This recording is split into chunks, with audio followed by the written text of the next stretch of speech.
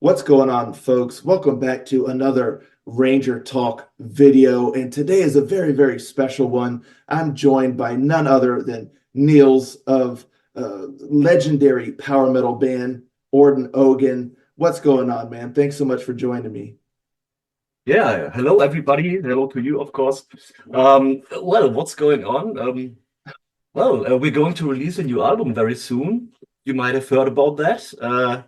Apart from that, today I'm sitting in my apartment under the roof and it's a little bit warm, but apart from that, everything is fine. Yeah. Awesome. Cool. And Yeah. so, what is your role in the band? Well, I'm one of the two guitar players. I share this role with Patrick, the other guy. Actually, I used to be a bass player until 2018, but then things changed a little bit in the band, and I got to play my original instrument, which is the guitar. Yeah, and I'm also, Sweet. of course, doing a little bit of songwriting here and there if Seb allows me to. And yeah, basically everything that you do when you're in a band. Yeah. Cool. Was that really nice and comforting when you got to jump back in on guitar? In generally speaking, yes, but it was like a very quick decision because I will tell you a short version of that story. Seb hurt one of his fingers during summer, and we had to play a lot of festivals. And so we thought, okay, what could we do? We have a lot of like two harmony guitar parts and so on. Okay, Niels, you go play the guitar, and we let the bass come from the playback engine somehow. And yeah, I thought it was nice, but I had to learn a lot of stuff in a very short amount of time, and that was a little bit complicated. But here I am. I'm doing fine. Awesome. So it was just thrown on you. It's like, I don't know the guitar parts of these songs. I got Yeah, to well, learn them. it's the guitar parts are not that different from the bass parts, but of course on bass you usually don't play chords, and I don't you don't play the melody lines and so on. So the transition was rather easy because I knew the songs basically. But I think on the first few shows I just did like um, an easy version of most of the guitar parts, unless where it was needed, where we had like double lead stuff and so on. Mhm. But yeah, I learned them properly afterwards. Cool. You made it work. Awesome. Yeah, you have to. Yeah. So you've been with the band for quite a long time, haven't you? Yes, well, I joined officially, I think it was 2011, early 2011, but I actually had a little bit of history with the band even before that. I think I played my first show or even my first tour with them in 2010 because their bass player back then couldn't do the tour. And then I stepped in. And also before that, I knew Seb for a while already because he was doing production already back then. And I was doing a little bit of that as well back in the day. So we knew each other. And yeah, that's how I got in contact with him. And yeah, so I think what happened was, well, we did that one tour in late 2010. And then, like a few months later, early 2011, same thing. Owen Logan had a tour to play. The bass player couldn't join. So I was asked again. And after that, they basically asked me if I want to join permanently. Yeah. Oh, great. Yeah. Right Oh, place, so right here I am. time. Yeah. Yeah. Yeah. Sometimes you need some luck. Yeah, a little bit, but you have to have the talent to back it up. So, and you had Yeah, that absolutely. Well, clearly. yeah, I think I had kind of a good reputation as a musician. I helped out in other bands before that, and yeah, I think people also recommended me to Zeep kind of. So yeah, I think I Wonderful. was able to back that up. Yeah, Yeah, that's important.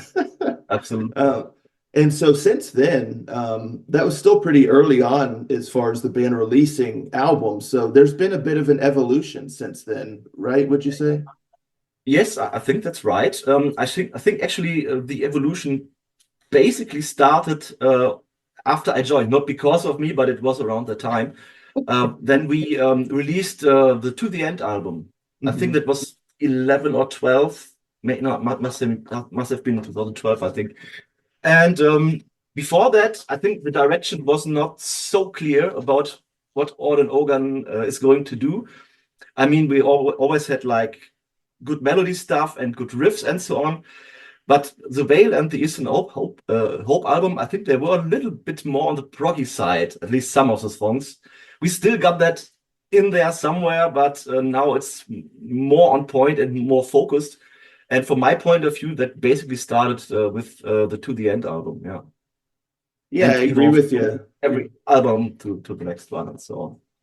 Yeah, as a listener, I think that is where the clear distinction becomes, where it's like you listen to the early stuff and then you listen to like To the End. It's like, okay, now it sounds more like they're getting into the core of Orden Ogan that y'all became really known for.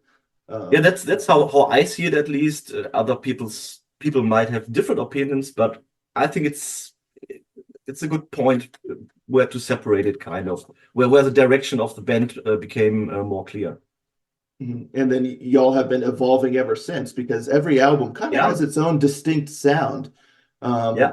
Does that come naturally, or is that something that you guys do on purpose? Or how does that kind of evolution, where does that come from?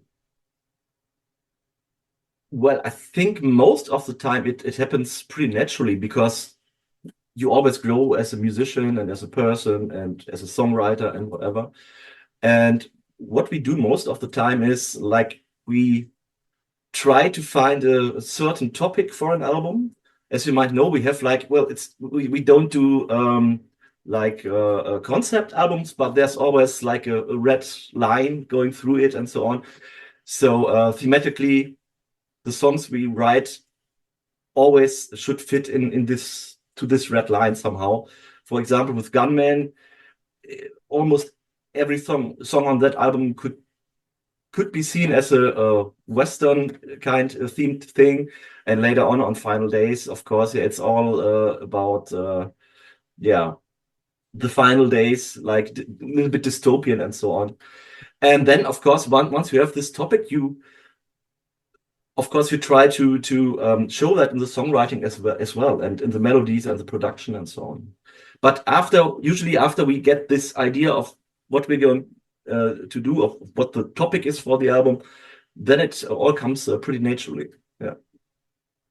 And the new album, The Order of Fear, right? That comes out July 5th, by the way. Which is actually And my birthday. oh, well, what a great birthday gift. Well, I mean, to release the album, Yeah, absolutely. You're supposed to get something on your birthday, not give something to everybody else. Well, actually, I don't like to celebrate my birthday, really. So it's okay.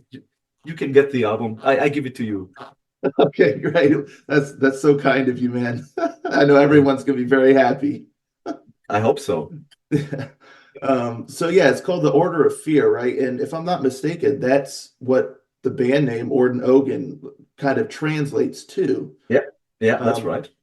so is there a particular reason why this particular album is that, as opposed to other albums not being that band name translated?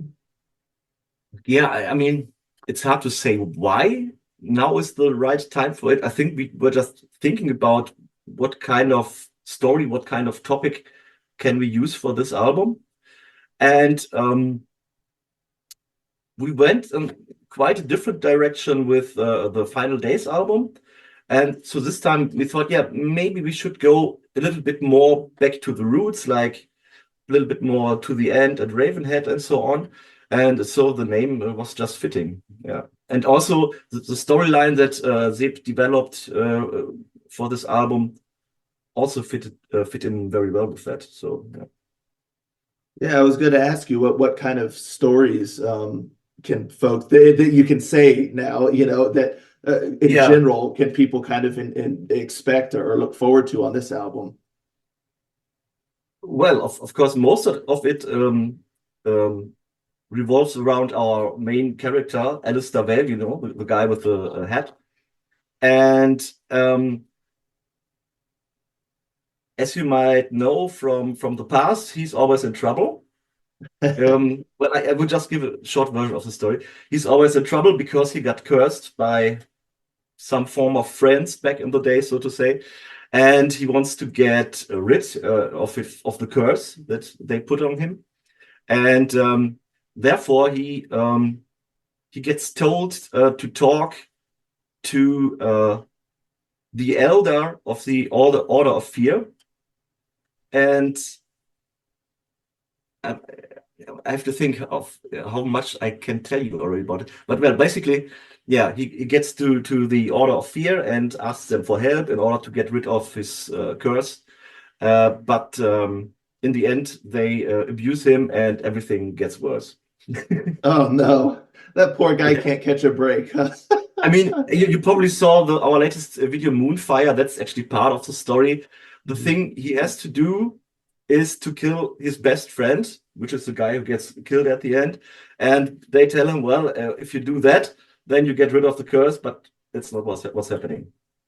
Oh But the man, storyline will be continued in some of the future videos and in some of the other songs on the album. well, man, that's quite the sacrifice, and for it to not even work, it's like, wow, wow. Yeah, yeah. I mean, actually, I think we could do a whole movie by this time of the whole Alistair Vale story. I mean, there's little parts of the story is on every album and so on.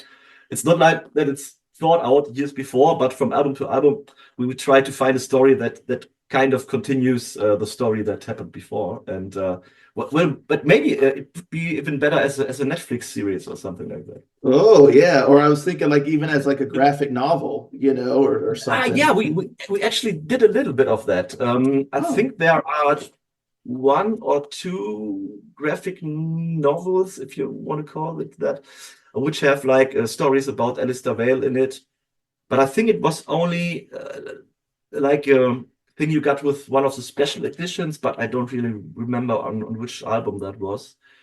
But you can probably find it online as a PDF or something like that. I'm not sure. yeah. Wow, Yeah. yeah, I'll have to look at that because I mean, it just the storytelling and the characters and all that just seems like it would work so good as like a running graphic novel, and then Netflix can then take that and then make it into a series. So, Yeah, well, but it's a lot of work, and I'm oh not yeah. sure who did this graphic novel back in the day, but even for him, he did it all by hand back then. Well, but really to develop the storyline and then put it in pictures, it's a lot of work. Yeah, But I'm sure. And you guys are busy enough with writing and recording and performing, and I mean, you yeah, don't I have mean, to. this is a very busy year. We've played one tour already with Feuerschwanz from April to early May. And now next week we're going to start the festival season. And I once had to make a list for my job in order to get vacation, and I think I got to like 40 dates or so this year. So those are a lot of shows. Yeah. Yeah. Wow, you have a very understanding boss to let you Yeah, I go have. play and I actually have. I have indeed. Yeah. awesome. Yeah. That's great. Yeah. Um, so yeah, storytelling aside and all that, how did you guys first kind of sit down and start crafting the new album musically? Well, I think we had the basic idea to have the storyline, and also we had the direction that it should be a little bit more old school. But we had some ideas floating around, but it never really worked. And actually, I don't know if you heard about that. There's a guy, Santi. He's a guy from Brazil, I think. He's a huge Orden Ogan fan, and I think he was in contact with Seb somehow, and he already did a lot of Orden Ogan covers on his YouTube channel. And he sometimes changed little bits here and there. And I think Zeep thought that that's actually better than the original. So we got in contact with him, and then he asked him, well, do you have some ideas that we could use for Orn Ogre? And actually, yeah, some of his ideas are on the record. And I think he's very happy about that. And that's actually, I think once he had the first two or three ideas he brought in, we knew actually which direction we wanted to go for sure. So that was very helpful in the end. Yeah. Well, he kind of got the ball rolling, Yeah, got the absolutely, creative absolutely. Yeah, juices flowing for you guys. yeah, Yeah. yeah. Sometimes some outside ideas can be really helpful. Yeah. Man, that's got to be every fan's wildest dream to, I, I, I guess so, yeah. I think he's doing a lot of songwriting on his own already for, I don't know if he writes for other projects or so, but he should continue with that for sure. Yeah. Really cool. So he even partakes on the album and some of the songs and things. Yeah, he didn't play any instruments, but he brought some ideas, yeah. And some of them are Wow. on the album. Yeah. Wow. Yeah. Now, as far as the sound of, I mean, that's such a cool story. You don't hear that Yeah. kind of story every day for, a band constructing an album. So that's really, really neat. It kind of gives like an extra little personal touch, I'd say, to Yeah, the album, absolutely. Yeah, I think so. Yeah. But musically, what's kind of like the tone, the feeling? Is it darker? Is it heavier? Is it lighter and brighter? It seems pretty dark based off the singles I so would, far, but yeah, I would say it's darker. It might be heavier here and there. I wouldn't call it lighter. No, not at all. Um, it's a little bit more rough. Of course, we got a lot of choirs and all the organ organ typical elements, but I think it's toned down a bit in general. Of course, there are a few songs that have it like we used to have, but it's more guitar centric, and I wouldn't necessarily say heavier, but also more organic, at least more than the Final Days album, for example, which was very mechanical, I would say, and the more new one, yeah, little more organic somehow, a little bit yeah. more uh, band driven and not machine driven, if you wish, you know. Cool. Like you said, kind of like taking it back to the roots where it felt a little bit more raw, Yeah, not yeah, I that think the new album's going to be raw, it's quite no, based on the singles is it's quite, I mean it's Zip producing it, and he always does a fantastic work, and he can, I think, even if he wanted to, he couldn't do it like raw, you know. Uh, no, yeah, it's incredible what he does to the sound. I mean, it just, it sounds so grand and so epic and so polished. It's quite the production. And I think that's one thing that is kind of a signature of the band too. It's just, absolutely. yeah, such a cinematic quality almost. Yeah, yeah, I agree. Wild. So, with this album being a bit more guitar centric, was that fun for you to kind of really dive in and Actually, it was, and I had a lot of fun recording all the shred guitars and so on. But it got a little bit of a problem when I had to play it live, because I was like, oh, yeah, I can play this sitting down at home, but now I gotta do this on stage. Oh, and I think I need to practice a bit. This is like 10 BPMs faster than what is in my comfort zone.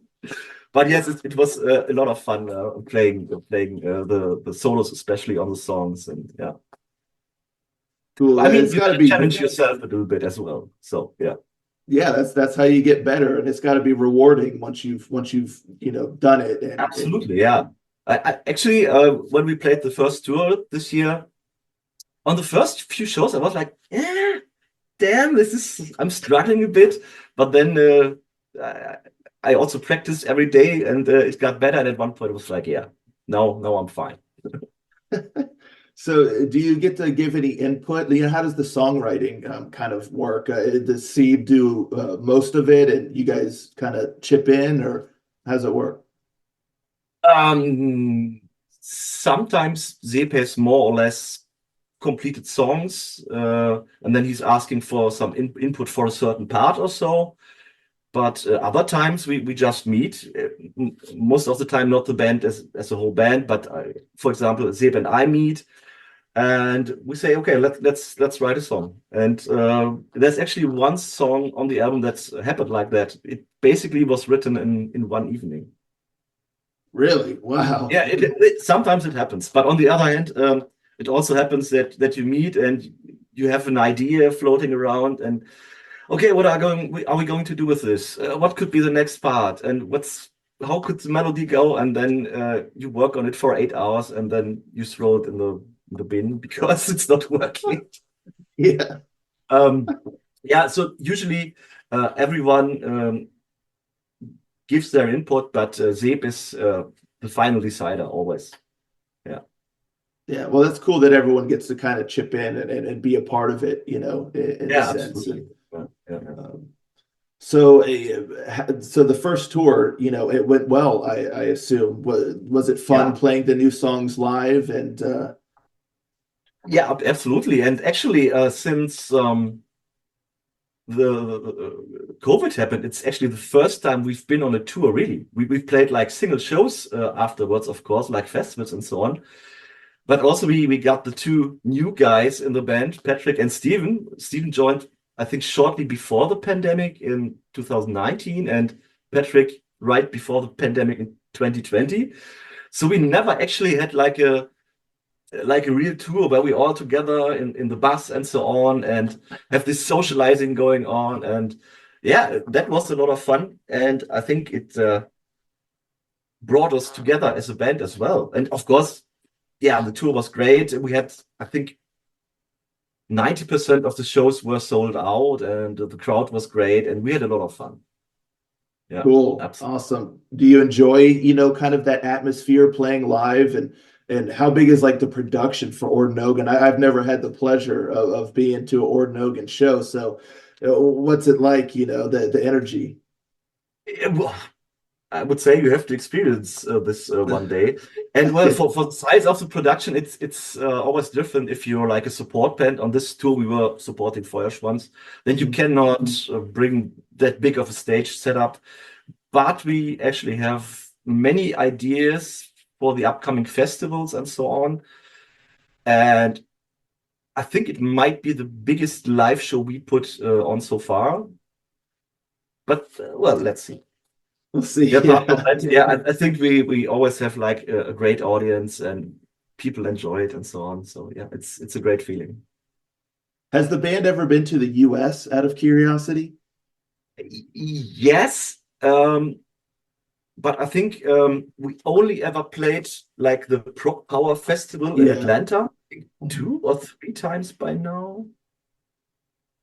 And we were on the 70,000 tons of metal cruise, I think 2 times, so which is not really US, Yeah, close but enough. yeah, It yeah, starts in close. the US, yeah. Yeah, but we never played an actual tour there. No, Well, next but time you we would guys are love to. over, yeah, Yeah, that'd be awesome. I have to catch you guys next time if you ever make it over here for a yeah. tour. Spread the word. Get us over. Yeah, absolutely, man. As far as the music videos go, I love the production that you guys always deliver killer music videos, with the costuming and the production and the imagery. How do you go about crafting those music videos? Well, this is also a Zeb thing, basically. He's very much into videography and films in general, especially like certain horror movies and so on. And yeah, we got a little crew of people that work for us or with us for quite a few videos, which is, for example, a guy called Rainer. He's very good at sourcing stuff because he's also what is it called? Like not a cosplay guy, but well, he knows a lot of people where he can source costumes from and props for the sets and so on. He's very Yeah. good at that. But in the end, I'm always surprised at how well our videos look because I don't know if you've ever been to a movie set or a video shooting. Yeah, you see everything from behind the camera, including the camera, and you think, how's this going to be looking good afterwards? So, but as I said, Zeb always has a very good eye for these things, and he knows how to get the right shots.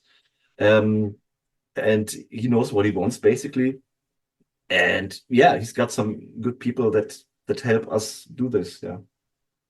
That's so funny. You're just there. The guys are playing. You see people in costumes moving around. It's Yeah, like, what is this? Like, what's happening? And then you it's see the final thing. It's like, yeah, it's mind blowing, I have to say. Yeah. that's got to be fun. Do you enjoy doing the videos and all that? Or Is it hard work? Uh, Videos are, to me at least, hard work because oftentimes you have to do a lot in a very short amount of time. And then you have all those different shots. Then you have to be ready all the time. And they may call you, yeah, no, you're on. We have time for you now. And okay, we have to do 3 shots in 10 minutes or whatever. Okay, go. And for me, it's always like a little bit exhausting. But in the end, it is worth all the effort. Yeah. Cool. Yeah. I bet it is tiring. Yeah, but at least the end result, you can sit back and watch it and be like, cool, man, it's over with, and this Yeah, is awesome. absolutely. So, Yeah, yeah. That's it. Yeah. do you have a favorite Orden Ogan album? It changes from time to time. Actually, right now it's the new album, but I guess that's what every Oh, musician says. But yeah, it is. Yeah. cool. And just last question, just for fun, what do you and the other guys in the band when you're not recording, writing, performing? What do you guys just like to do to in your spare time? Spare time, if we have any. Right. Well, What's the meaning you of got, that? yeah, what's the meaning of that? Yeah, I mean, you gotta know, most of us are also working like Mhm. regularly, and then you have the band stuff. As I said, I had to make a vacation plan for my boss and so on. Um, in my spare time, what I'm doing, well, riding a motorbike is nice. I wish I would do some more sports, but I don't get to that too often, to be honest. Yeah. And apart from that, I just like to chill with friends and maybe have a beer or do normal stuff, I guess. Yeah, just hang out. That's so funny. Hang out, yeah. Again, yeah. And it's funny how you mentioned too, just with the whole work thing. I think a lot of folks probably you see Orden Ogan, you see the videos, you see the live shows and all that, and you just think that that's just what these guys do. That's all they do. They're just Orden Ogan all the time. But that's not the case. I mean, like you said, regular folks having to Yeah, work, take vacation time off, like yeah, yeah. That's what it is. But that's what we all choose. So yeah. Do totally you feel fine. like you have kind of like a split personality between like your Mm, your real world and then your Ordinogan self? mm. What? No, I don't think of that like that of myself. Mhm, Maybe other people have that impression of me, but I think whenever you meet me off stage, I'm the same guy that I'm now. And well, maybe on stage it's a little bit different, of course, when you're performing and so on. mhm, And you're on the big stage and all the lights and so on. I know people get a different impression of you, but for me, it's still myself in the end. Yeah, yeah, whether it's backstage or if someone bumps into you at the supermarket, same Niels. yeah, I would say so. Yes. Cool, Yeah. man. Awesome. Well, thank you again so very much for joining me. I just Well, truly appreciate it. Looking forward to the new album. And folks, again, The Order of Fear drops July 5th. It's getting close. It's not too far away anymore. Be here before we know it. But yeah, absolutely. Yeah. and yeah, in the description down below, I'm going to put all things Orden Ogan, links to social medias, all that stuff, links to the recent music videos. So you can go have fun. If you're not already subscribed to them, go subscribe to all their stuff, follow them, see what they're up to. All that's in the description down below. And thank you, sir, one last time. And yeah, folks, let us know in the comments down below. What do you think of the singles so far? How excited are you for the new album? How long have you been an Orden Ogan fan? Let's talk about it all in the comments, and I'll catch you all next time. Ranger, out.